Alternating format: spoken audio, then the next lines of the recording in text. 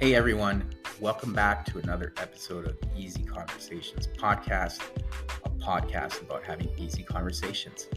I'm your host, Furkan Dandia. In this week's episode, I'm excited to welcome Riana Milne, and we talk about childhood trauma. Riana shares how we can encounter childhood trauma at a young age and how that impacts us as we transition from adolescence to adulthood. Riana also shares how that trauma continues to show up in our relationships.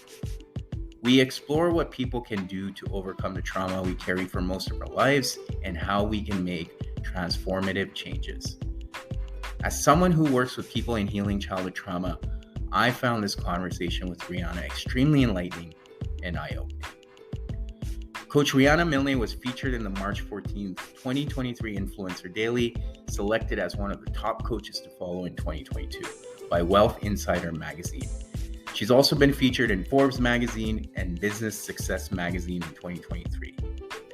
She's a certified global life, love trauma recovery and mindset coach, advanced certified clinical trauma and addictions professional, a #1 best-selling author, the host of her own podcast called Lessons in Life and Love, an educational speaker, and a licensed mental health counselor for over 23 years living in Palm Beach County, Florida. Riana also won the 2022 GIVA International Award for Top Female Entrepreneur of the Year and Top Global Wellness Coach, and was selected in 2021 as one of the 100 most successful women around the world by the Global Trade Chamber. She was also a life and dating coach for the 12-show Docu-Series Radical Dating, Finding Lasting Love Over 40, and her client is now happily married. Riana specializes in those who have had past childhood or relationship trauma and offers group and VIP coaching programs for singles and couples globally. Riana's 5-star rated books, the #1 bestseller, Love Beyond Your Dreams, Break Free of Toxic Relationships to Have the Love You Deserve, and Live Beyond Your Dreams, From Fear and Doubt to Personal Power, Purpose, and Success, addresses life difficult transitions, personal transformation, the mindset for success, and having loving conscious relationships with yourself and others. You can find Riana online at her website, which is www.rianamilne.com. You can find her podcast, which is Lessons in Life and Love. And she's also been kind enough to share free ebooks that can be accessed in the show notes. And you can also download sample chapters of her book on her website. I hope you really enjoy this episode. And if you could leave a review at the end of the episode, I would truly appreciate it.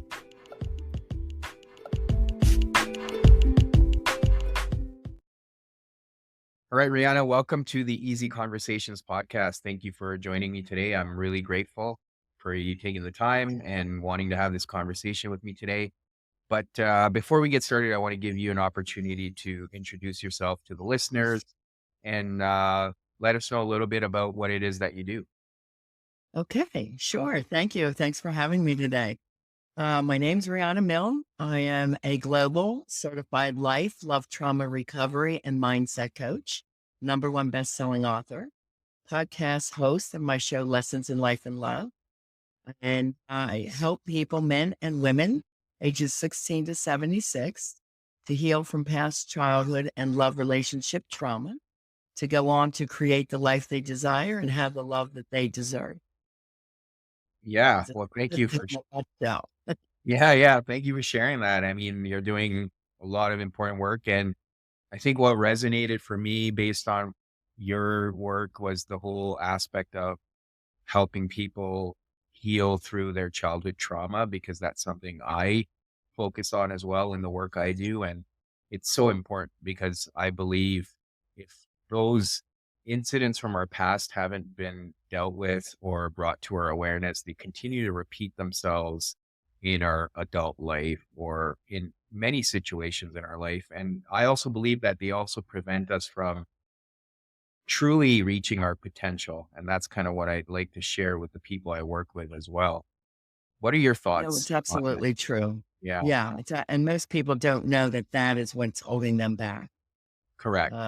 That's the issue. Once they understand what it is and then how to change the subconscious into full conscious awareness, and they do the mindset tools. I call them my toolbox and mindset for success. That's what I've been teaching for over 40 years.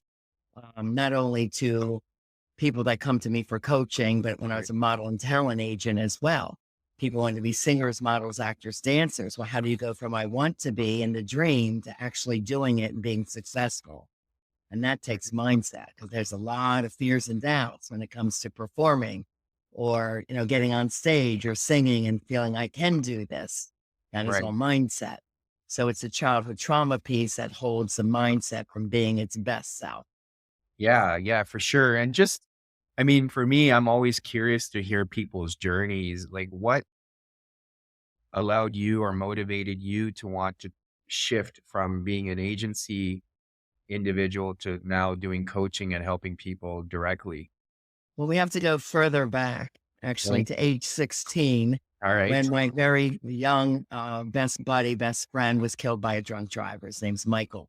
And I was 16 and I wanted to go to a counselor for help to help deal with the grief. And my mom said, no one in this family will ever go to a counselor. And then I became defiant and said, well, then I will grow up and become one. So I always knew I wanted to help people overcome grief and hardship since I was a teenager. Then my healing began by reading. I was reading all the masters from Tony Robbins, Deepak Chopra, Wayne Dyer, the Dalai Lama, you name it. If it had something to do with healing and feeling good in life, that's what I was reading. Right. And I was modeling also from the age of 12. So by the time I was in Penn State for broadcast communications and working for a television station, but I needed some more part-time cash. So I was still modeling. And somebody asked me, why don't you open up a talent agency? We could really use that here. And that was in Erie, PA, this little town. And people said, that'll never work. You're crazy. And it's like, watch me, it'll work. And Yeah. that was part of the mindset. It was really strong by then. And another part-time job, I was helping people to open up their own businesses doing marketing and PR. And they had a lot of doubts in their belief system. So again, mindset was a big part of that education. So for me to teach model actors, singers, dancers was part of a hobby of mine that I always loved. And mindset went right along with that. Right. So that really fell into line. And then I had my two daughters to raise. And I figured, I can go back to school for my master's in psychology once they're raised. And that's what I Right. did. So I went back later in life, got a triple master's in clinical counseling psychology, opened up my private practice as a licensed mental health counselor. Mm. And when the coaching model came out, which I always loved because it was more educational, it was more solution focused. Right. People got real answers much quicker than the dragging out therapy and just asking, how do you feel about that? It was funny. We had a project in my master's, go to 5 counselors and report on the one you like the most. I said, I don't like any of them. Nobody helped me with anything. I said, this is Right. ridiculous. I don't want to be one of those counselors. So I love the coaching model. I got certified 2009 and 2010 and started writing my books, Live and Love Beyond Your Dreams. And then I went through a second love trauma. So the first one happened with my Penn State love, who I married, and the second one happened later in life. And his comment was, I don't know why I sabotage everything I love. And I said, I don't know either, but I got to figure it out. Right. Now, in my master's program, we never heard the words childhood trauma Mm. or love relationship trauma. And it's not in the DSM-4, which is our diagnostic model, Right. the book that we have to use. So I said, I don't know what it is either, but I have to figure it out because that's only where my healing was going to come from. So I went Right. to 7 therapist friends of mine. Nobody knew what he had, what causes a secret life on there. Where does that come from? Well, I need to know. And then I went deeper into the psychological journals and did the research. And ironically, all my work from year 2000 up to that point was working with people of trauma. Mm. So I was working in the schools for kids, students of traumas at every grade level, kindergarten all the way through college. I worked in a mental health ward with kids 5 through 19 for a hospital group. I worked at a drug and alcohol rehab center for adolescents and another one with women from the prison system, Mm. all just make cash as a single mom, right? So I was hustling. But the point was, all these different jobs had to do with these childhood trauma pieces that were never healed. So Right. from that, my real work experience, I created the childhood trauma checklist in 2012, put that together with my research and my real work experience. And it's a very simple assessment tool. I still use it today, and I know it's being used now around the world. And it helps my clients to identify which of the top 10 traumas that they experience. And then I look at the degree of intensity, how hard was that for them when they went through that? And then Right. what is showing up for them today in life, love, or business, and that they're struggling with? And what are their dreams and goals? And then that is where we heal all the past and get them super focused for their present and their future.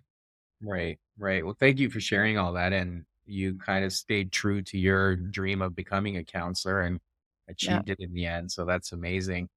Now, coming back to the whole notion of childhood trauma, why do you think people struggle to bring it to their awareness? I mean, there's tons of research and there's the whole idea of a lot of the times it's easier to repress it and it kind of gets, stored in our subconscious. But what are your thoughts around all of that? There's something we call behavioral norms, but it Mhm. becomes so normalized you just don't even see it as being different or a problem. Or doesn't everybody have this? Yeah. An example of that would be I was doing the checklist. Well, my assessments, I have 6 assessments when they meet with me for a discovery session. And we did a childhood trauma, and she did mark down or tell me anything about physical abuse. So 2 worksheets later, she goes, "Yeah, but my dad used to hit us with a switch." I'm like, "Well, wait a minute. You didn't mark down physical abuse." She goes, "Oh, no. I mean, everyone in the neighborhood got hit with a switch." Like, it was so normalized, and me as a counselor in the schools, I would have had to report that to Division of Youth and Family Services, which we call DYFUS in New Right. Jersey, because that child was being abused, but she didn't see it as abuse. It was just normalized. So Mhm. that's an example of people just don't see it. And that also comes down to communication styles, like being passive aggressive. Where does that come from? Well, let's say the little boy found, mom and dad fighting a lot because dad was an alcoholic. So he Mhm. tried to defend his mom, and the dad would pick him up and throw him across the room or slap him, or he goes, "Don't say a word or you'll be punished 10 times worse." So he learned to be safe is I shut down, I say nothing, and just Mhm. wait till everybody just settles down. And with his parents, that could have been a day or two. So it's the same routine he's doing with his wife. He'll shut down, not say anything, and she goes, "Well, let's talk about it." He doesn't want to. It Mhm. doesn't feel safe. The same triggering is happening in the brain and the body. It's reacting to this fear that he experienced as a young child. Right. So it's really the normalized patterns of what worked, what didn't work, and the survival patterns of the child. And then they were never corrected. Yeah. Yeah. And that's so interesting because we just learn, to your point, those behaviors at such an early age. And it's just normalized and we just manage to continue with those behaviors. Now, one of the things that I've realized and I've seen is often there is that conflict, right? You kind of become an adult and you're going through your relationships or you're at work. You do notice that something doesn't feel right, but you're just repeating those some same patterns without knowing where that's coming from. So, how do people bring that childhood trauma to their awareness based on the work you do? Well, for me, they do the simple childhood trauma checklist. And it's my form of questioning that I ask them. They mark it, and then I do a series of questioning around each one that they mark. Mhm. And then they're going back into that experience and explaining further. So that's where I can tell the severity levels. But if Right. you'd like, I'll go into what the top 10 traumas are so our listeners can get an idea of what that means. Yeah. Because a lot of people hear trauma and they think of what we call big T trauma, Yeah. which could be, let's say, a car accident and you lose a limb. That's certainly super traumatic, or Right. experiencing a rape or something like that. But it's the repetitive emotional traumas, which they call little T traumas, which are really causing havoc in people's lives and relationships. Right. So there are more than 10 traumas, but before I share them, I just want to say that, all the research shows that this goes through at least 3 generations. And it is also now shown to change some gene expression, like families from survivors of the Holocaust, Right. right? And so if you feel the trauma or these ones count for you, mom and dad had traumas too, and so did their parents. Right. So it does go through the generations. We're not looking to blame anyone at this point or for you to even feel ashamed because 2021, the research shows 100% of us have definitely experienced childhood trauma. When I Right. was first doing this research, my first ebook is Why Not 90% of People Struggle in Life and Love. It was 90% back in 2020. Yeah. Now it's at 100% in 2021. So would you like me to go through those top Yeah, 10 trauma? absolutely. Yeah. Yeah. Yeah. So again, this is also very different from the Kaiser Permanente list that did the ACE test. It's called ACE, adult childhood experiences. But I'll go through my list and say where it's different. Yeah. So the first one is if you grow up with anyone in the household having any addiction. So the Kaiser group only says drugs or alcohol. Well, I'm an addictions counselor, so I know there's a whole lot more. So I Right. name them all. There's drugs, alcohol, sex, meaning you knew your parent was a cheater and you were holding that secret. Porn, gambling, hoarding, spending, eating, gaming, TV watching, workaholism, and social media or computer addiction, or being on the phones all the time. Right. I'd say there's addiction. Second one is emotional abuse or neglect. The next one is verbal messaging. So, what did you hear when you were growing up? Did you hear, I love you, I'm proud of you? Or did you hear more critical things and put downs like that made you feel not good enough? A Mm-hmm. lot of the baby boomer generation did not hear the words, I loved you. I was one of them. That just was not spoken by my parents. Right. And instead, if I even did my best at something, she goes, well, it's still not as good as so and so. So we Right. never heard the compliment. Yeah. Make me feel like, that's the workaholic, by the way. For If you sure. didn't hear those compliments, then the next one is any physical abuse, rape, or molestation. That's trauma 4. Mm-hmm. Trauma 5 is around abandonment. I named 2 types. Now, Kaiser Permanente did not have abandonment at all. And I thought it was such a Mm-hmm. huge miss for all the population I worked with. So no fault is having a parent that died early, Right. having a parent going off to serve for war, or having a parent that was out of the home most often because that's how they work to support the Right. family. Okay. Then there's fault. The fault is never being in your child's life, being in their child's life while the couple was together. It's a breakup. Then you really rarely see the child. Mm. Then the last one is you're present in the home, but you're not emotionally attached. You Right. might come home from the office, eat dinner, then go into the home office, never go to your child's sport events or art plays, whatever. Okay, so that's the abandonment piece. Then trauma 6 is if you're ever from the foster care system. That Mm. was a huge miss. I worked with the foster care kids.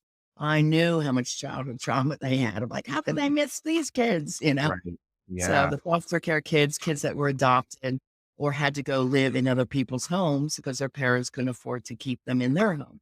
Even if Mm-hmm. it's grandma and aunt and uncle, it's still being displaced. Okay. Right. Trauma 7 is personal trauma. So that's feeling different for some reason. So you could have been a chubby child going to school and you got teased for that, or skinny and gawky and called a nerd. You could have been the only African American in an all Caucasian school, coming out as LGBTQ and, feeling not accepted by your family or your peer group. Right. Any way that you felt different, not smart enough, identified as ADHD, right? So all these different ways. Me working in the schools, I saw that all the time. Mm. Kids just not feeling like they measured up. Yeah. Trauma 8 is around the siblings. So there's 3 different situations. The sibling could have been bullying you. Most often they're considered the golden child by the parents. So the more handsome or beautiful, the star student or the star athlete, you're always compared. You're not as good as your sister or your brother. Right. Right. And then the third way is that they were born with a medical condition that commanded more of mom's and dad's time, leaving you kind of out of this place Mm-hmm. there. Trauma 9 actually has 2 traumas now because I had to bring down trauma 11. That one was not very busy when I first developed this list, and that was community trauma. Now it's one of the busiest ones with COVID. Our Right. communities were impacted around the world. This is our mass shootings, our school shootings, our mother nature events, floods, fires, hurricanes, destroying neighborhoods. Right. Very a lot of destruction there. And then that also impacts the family, of course. So there's family trauma, incarceration of any family member. But Yeah. also, if you grow up in a scary neighborhood or there's a lot of lack messages, like we don't have enough money to pay the heat bill, or with COVID, we're all going to lose our homes, all these fear based messages were going on at that time. Yeah. Um, Also, the military families in the US, they move every 2 to 4 years. That makes the child a new kid in school all the time. So For sure. that moving lifestyle. So there's a lot under family. That's just a few examples. And then trauma 10 is if your parents had mental health disorders. And the baby boomers, we didn't see our parents go to counseling. Like I Right. said, it was painful back then. We Yeah. weren't going either. You better believe the Milnes weren't going to go to counseling. Yeah. You Yeah. know, that would be if mom and dad, the top two most difficult for kids to navigate was bipolar and borderline personality disorder. So borderline very quickly is real erratic moods. When they're good, they're great. When they're bad, they're horrid. And the children never knows what they're going to get. So that keeps that child very anxious. Then bipolar means manic depressive. So depression can show up as anger or emotionally checking out. And a manic phase, people think, well, that's when they're high and happy. Mm. Yes, sometimes, but it's often tied to an addiction, like a Right. spending spree, a gambling spree, and then it, can snowball into something, For sure. pretty devastating. So those are the top 10 traumas. And most people are found to have 4 to 6 of them. Yeah, yeah, and that's exactly like, thank you for sharing that list, because and you could easily see why 100% of the population would have experienced childhood trauma. And to your point, you could easily have more than one. And Yeah. in your Yeah. what you're saying is it could be between 4 to 6. So I can easily see that applicable to many people. Now, And then it's, how do they show up? Do they show up in different ways in relationships and then in life and then in business? And actually, there's a map that I have of the 7 life areas where childhood trauma shows up. And we could go to that first. One is physical, and that's where the Kaiser really spent their study.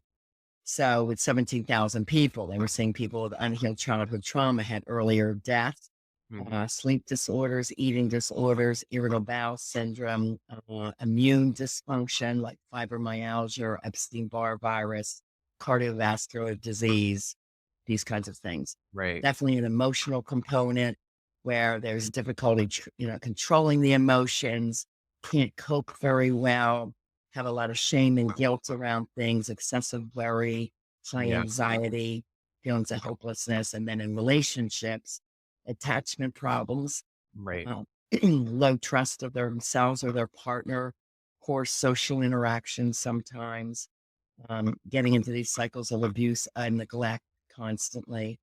And then there's a mental health category, which is depression, anxiety, suicidality, low right, self esteem and confidence. Behavioral is another category. Poor impulse control is under that. Sexual acting out, poor, drug and alcohol or any other addiction right, to cope, right? mhm, And then there's 2 for children, which is cognition and brain development. So while I was working in the elementary school, a lot of my little kids there were immediately, they wanted to put them on ADHD medicine. I'm like, well, like right, and they have a traumatic home situation going on. Let me have a little bit of time. I'm going to do some behavioral modification. I had star charts all over my wall. We did meditation to music. right, I found that very helpful, and, other different modalities to calm everything down. Because what they didn't understand back then is when the child comes into the school anxious, cortisol is up and memory and learning is down. So if right, I can calm the brain and the body down with some of these techniques, then they go back to the classroom, they're more able to learn and retain the facts. Then mhm, they're great for going up without the medication. right, I also had a fabulous Indian doctor that I sent these kids to with their families, and he'd totally take the chemicals out of their diet. Yeah. And he'd go around his health store and say, this vitamin, and this one, to help cleanse the body of these Right. chemicals that are in the foods. For Yeah. sure. Yeah, it's so important you mentioned that piece with kids because nowadays that's the immediate response if someone displays some of the ADHD But tendencies. they're not understanding this is, Right. reaction to childhood trauma that's going Right. on in their lives. Yeah, and that's a huge problem, right now, and I've talked about it previously on the podcast too, is because even in the education system, perhaps, and to no fault of their own, the teachers don't have the tools and the awareness to be able to support these children, so it's almost easier to get Well, them on meds. yeah. And I was a special hire, right? We were Right. called a SAC counselor, student assistance counselor. And Yeah, we were under special grants. And I had my own school, it was like a war zone when I went in there. But luckily, everything calmed down within like a month and a half. We had all these different programs in place. And when the budget was gone, they didn't cut the football coach. They cut the counselors handling these emotional issues in these kids. And I'm like, when are the schools going to get it? Every school needs a trauma recovery counselor or right. coach in there, Yeah, you yeah, know, for sure, and saying they're missing it. They're missing the point yeah, almost. absolutely, absolutely, and coming back to, you touched on all the ways that trauma shows up. I mean, you could see it. It shows up in all aspects of our lives. But once you gain awareness, there's this whole idea, okay, people struggle with, okay, well, now I have awareness. What do I do with it? Right. And there's Okay. that whole healing journey that needs to take place. And for me, based on personal experience and what I see with other people, often that healing journey is just something you go on forever and you're constantly finding ways of healing yourself. But Yeah. yeah, so what do you do with the people you work with once that awareness has come to them now and it's now taking the next step moving forward? So the part one is understanding what childhood dynamics they had. Right. Part two is how's it showing up in their life. So let's go into relationships for a second. Yeah. Then when we understand what's going from A to B, then I know how to heal that. That's part C. Because Right. everybody is different. It's a different puzzle for me because not everyone has the same traumas or the same severities of Right. traumas, right? So they're showing up in different ways. So that's how I have to diagnose next. So let's go into some relationship things. So jealousy and control. If you have a partner that's very jealous, very controlling, that comes from trauma 7, not feeling good enough, and usually trauma 2, which is verbal messaging. Hearing those put downs, you're not good enough, change your outfit, you look fat in that, own those slurs. So that Right. comes from causes jealousy and control. If you were someone that had abandonment, either fault or no fault, that can show up as codependent relationships Mhm. and a lot of love addiction. So Right. consciously, this guy's not good for me. But you keep going back to them. And the research shows this is what we call RRS, relationship repetition syndrome. They go Right. back an average of 7 times. Break up, get back together. Break up, get back together. And it's a very vicious, toxic cycle. Right. And it's because the abandonment piece in them has not been healed. So it's either going back to the same person or you break up, you finally break up and you read all these self-help books and you're like, I got it now. I'm going to go out and find someone totally different. And then we have what's called same person, different face, Right. same personality type. And so I usually get them by round 3. Rihanna, I don't know what I'm doing wrong. And I said, I get it. I've been there. Yeah. So you can't change what you don't know or understand. That is my Right. quote, because you've got to understand it, right? So if they had abandonment issues, we have to heal that. We have to do more self-love. Anger and yelling and acting out comes from seeing that happen in your household and saying that this is the normal way to handle a problem. We yell and scream at each other, and usually the loudest one wins. And Mhm. that's how they learn to handle an issue. Well, no, they have to learn a whole new set of communication skills with me and Right. working as a team. Um, there's often a lot of perfectionism, right? Inside and outside of the home that can work well on the job site, being some good control on the job, but always nitpicking and controlling or trying to make your partner perfect is a Right. real problem because you're eroding their self-esteem. The blaming behavior, if you keep blaming other people, never taking responsibility, that can show up, or needing to be right because you were never given the words to speak as a child. You weren't allowed to speak up. And if you weren't right, you were wrong and maybe punished. A lot of addictions stem from this starting as a child. Um, Something called blurting out. We had a top politician who did a lot of blurting out here in America, not thinking before they speak, Right. embarrassing themselves and others. That is from a childhood trauma pattern. Right. Right. Okay. So there's all different ways this can show up. Those are just a few examples. So how do I heal them? So the next step is, and then I look at business. So how's it show up in business? Yeah. Well, you might be in a job you hate your entire life, but you're afraid to make the move. Right. That's the one that grew up with, you better keep making money and don't do anything to lose your job. Be grateful you have the job, go for the gold watch, which is never given anymore. Right. Um, so you're afraid to make that move. Or if you're an entrepreneur, you'll go so far that then you won't invest in yourself. Mm. You've heard these lack messages, or you can't do that type messages. It will never work for you type messages. Right. Okay. That's how that shows up in business, or the toxic boss that is so nasty, to everyone, or that competing coworker that Right. always has to beat you out and say, see, aren't I great? Aren't I good? I'm better than you kind of thing. Mm. That whole competition thing to show that they are of better value than their coworker. So Right. these are ways it shows up at work. And then I already went into the medical stuff. So, Yeah. okay. So once we analyze all that, and then the next part is the healing journey. Yeah. And I describe it like a rainbow. You're starting on the left side of, I don't know what I don't know. So there's a lot of education. So going up the rainbow is all education. And I use from my research, 150-page workbook that I created. It's a trademark system that I use. And we work as a team.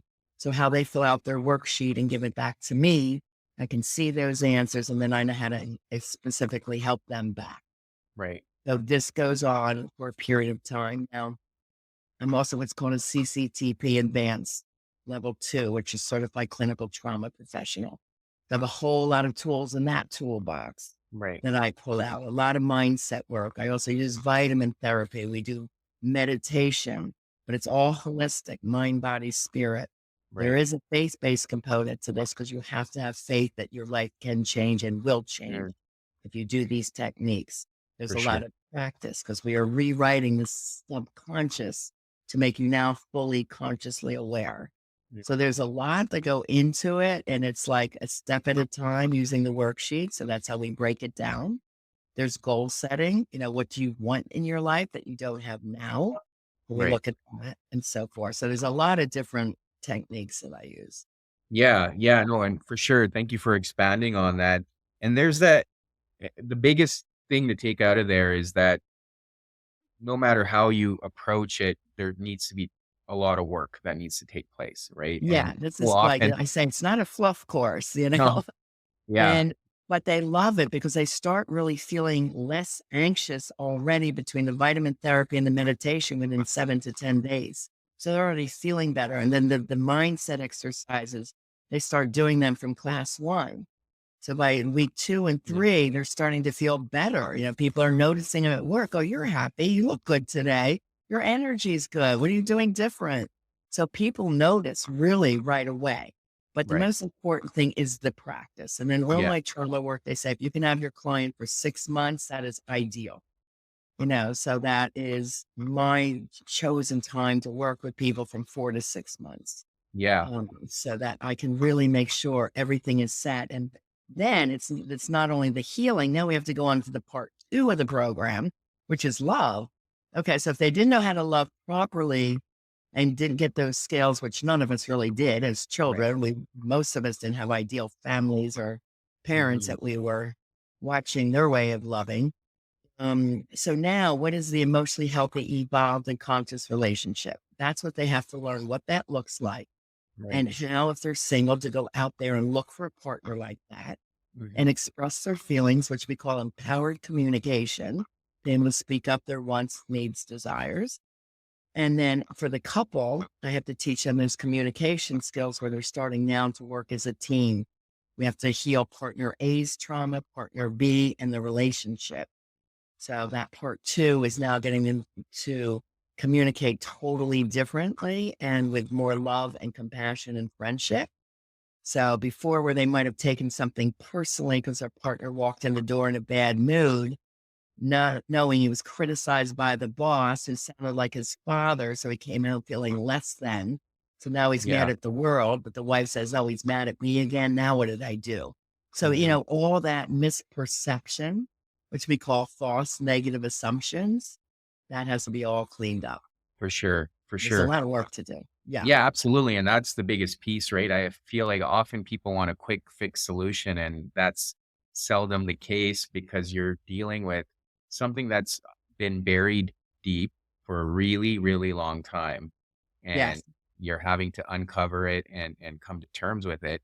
And then the other piece, obviously, as we talked about earlier, if you've had 4 or 6 of those early childhood traumas, you may be able to heal one, and then another one may come to the surface. And a lot of people get discouraged at that point because they're like, well, I thought I dealt with it.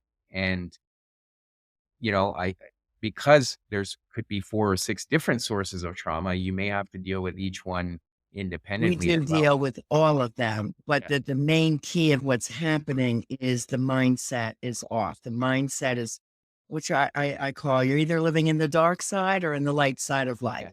Yeah. So when you have the fear-based negative thinking that comes from any trauma and any severity level, that's being in the dark side. Yeah. And then there's living in the light side, which is that joy and bliss and peace and love and contentment, and this is what I'm always striving to teach them to, is that a fear-based thought or is this a love-based thought? Mm. So I'll give you a little bit of the differences of living in the dark and the light side. Yeah. Right. And I use the little yin yang symbol to Right. describe this to my people. Okay. Yeah. So the dark side is the dark paisley with a little white dot. And living in the light is a white paisley. And we put that on the right side. And there's a little dark dot. So again, this is where joy and bliss and happiness and purpose and love, everything that feels great.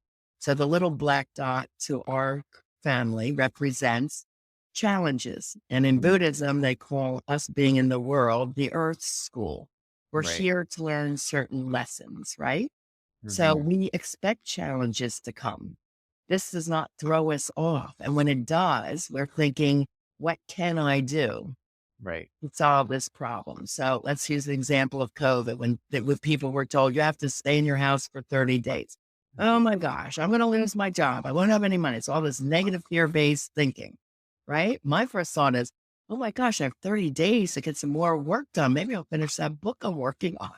Yeah. It's like, what can I do with that extra time? That's Hmm. exactly where my head went to. So it's not, saying, okay, it's a challenge. We got to stay inside. All right. Maybe this is part of the solution. What Hmm. can I do with that time? Right. So that's immediately when you're trained in mindset where your head would go versus to the poor me victim mentality. Yeah. Okay. So on the dark side, we call that the reactive side. Like, oh no, that's the reaction. We are proactive. We take action. Okay. The dark side is unconscious. It acts out. It does not think before it does, speaks, writes, or acts. We're fully consciously aware before we do any of that. Mm. We're thinking, is this good for all? Not only for me, but for the all, everyone. So this is where conscious choices are made. What we say, write, text, what we do. The unconscious, we call it uneducated on mindset. And the conscious awareness is educated and uses mindset tools. And our people will use this the rest of their life Hmm. because by 6 months, it becomes so normal. That is their new normal. And their whole life has changed. And they're like looking back because we do this exercise on the last day we call graduation, looking back to where they were in the beginning. We have Right. this chart. And then what is their new scores? They're like, oh my God, I've changed so much in every area of my life. We have this pie. It's like 18 areas. All those scores have gone up. And because they're fully consciously aware, they're not going to go back to where they were Right. before. So it's negative fear-based thoughts. Here it's positive love-based thoughts. Over there, it's I can't do this mentality. This is what can we do, you know? Mhm. And on the dark side is where anxiety and depression lie, um, fear, anything that's dark, negative, Right. murder, rape, anything that makes you feel bad.